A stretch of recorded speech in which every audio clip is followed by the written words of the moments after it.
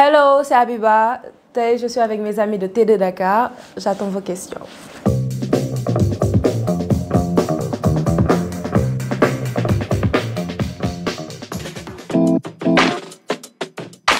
Non, je suis pour. Non, le demandage, c'est mort. Ah non, j'aime pas. J'aime pas.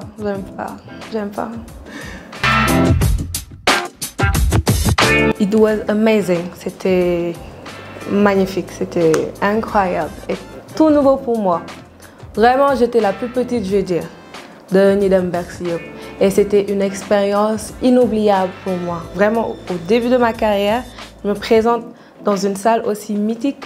Oh, guys, je faisais ma star. Je faisais ma star. Jusqu'à présent, je fais ma star. Juste parce que j'étais là-bas, en tout cas, c'était vraiment un privilège pour moi. Bon, comment je l'ai commencé? Comme ça, de me créer. Et de me donner tout, je chantonnais tout le temps. Et là, je me suis dit, franchement, je veux chanter, quoi. C'est un peu le moment.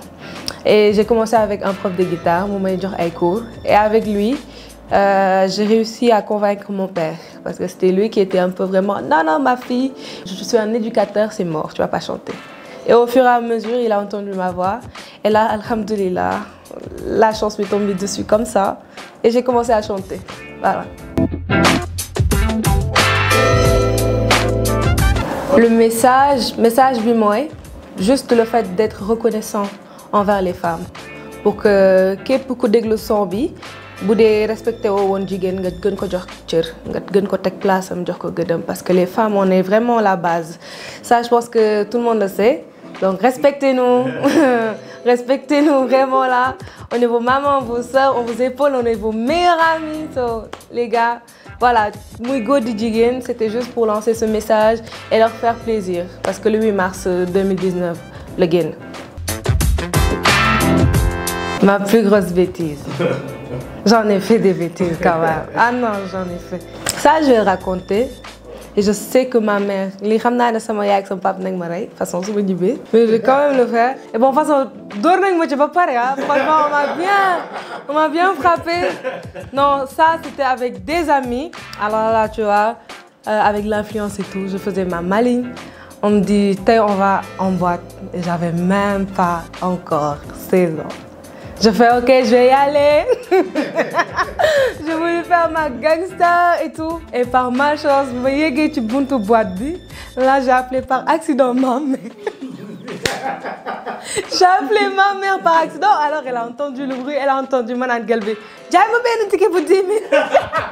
Elle s'est dit, hey, où est-ce qu'elle est cette fille? Il est 2h, 3h du mat, elle est où? Non, à un moment, j'ai fait ça, j'ai fait, oh my god. J'ai pris maman et me dit, hey, elle a mal parlé. Elle a mal parlé, là, j'ai couru, j'ai laissé mes talons là-bas. Hey, j'ai pleuré toute la nuit, elle m'a bien frappé. Tout le monde est au courant que j'avais fugué. Et c'était la dernière fois. La première et la dernière fois, quoi. Voilà. Je vais dire reine, parce que ça m'a beaucoup inspiré. J'étais in love de Dadju, vraiment. Quand c'est sorti, j'étais, oh, machallah. Voilà. J'ai adoré. Ah ouais, comme toutes les filles.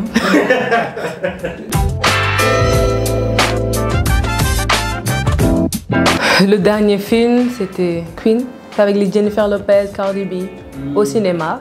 Et à part ça, je suis You, la série You sur Netflix. Je regarde pas des Maréchaux quand même. Je regarde ça parce qu'à la maison, tout le monde regarde. Donc, à cette heure, si t'es pas devant la télé, tu vas t'ennuyer dans ta chambre. Donc, tu sors et tu regardes. Mais quand même, c'est une vraiment bonne série quand même. Ouais, je regarde pas des Maréchaux. Youssou N'Dour. Oh. J'ai son numéro. Je peux lui écrire, il verra mon message. Non, ça va. C'est lui.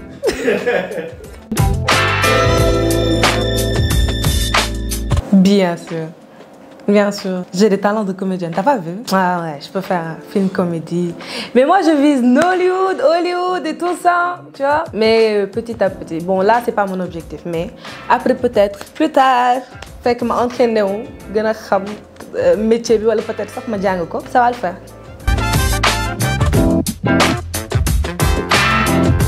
Tout le monde était d'accord, hein. Bon, d'après ce que j'ai vu, hein.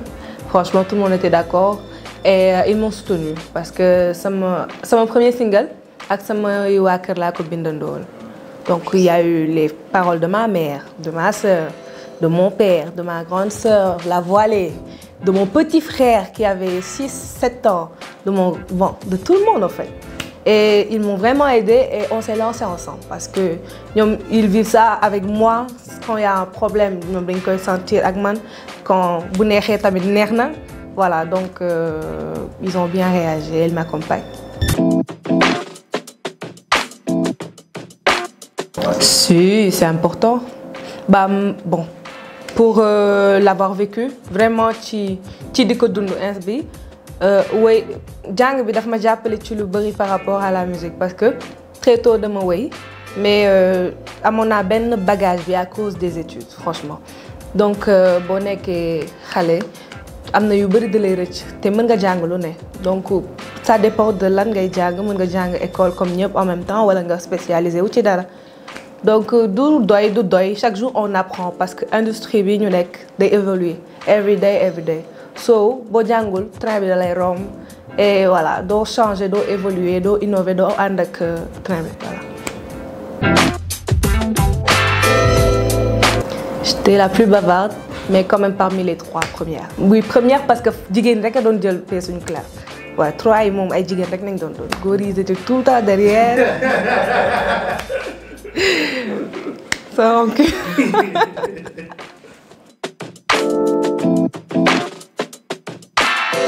Non. En fait, le problème, c'est quoi? C'est qu'ils regardent des interviews. Tellement j'en ai fait que finalement, bi ñu njëkk a gis duñu xool date bi duñu xool kañ la et ça date de quand. Et là, li ma ci wax rek lañuy jàpp. So c'est pas comme ça. Nañ dem vérifier waat xoolaat date yi doog a ñëw wax ak man. Là, j'ai 18 ans, alhamdoulilah. Et j'ai jamais raconté beneen âge ci moment boobu voilà j'ai toujours donné mon vrai âge partout 14 ans 15 ans 16 ans 17 ans 18 ans voilà. Franchement rêver s'il s'agit de rêver c'est avec Yemi Alade parce qu'elle m'a vraiment influencée sa musique m'a bercée vraiment au début de ma carrière carrément. Voilà, donc si j'ai eu des Japna déjà sur des sons, c'est grâce à elle. Voilà.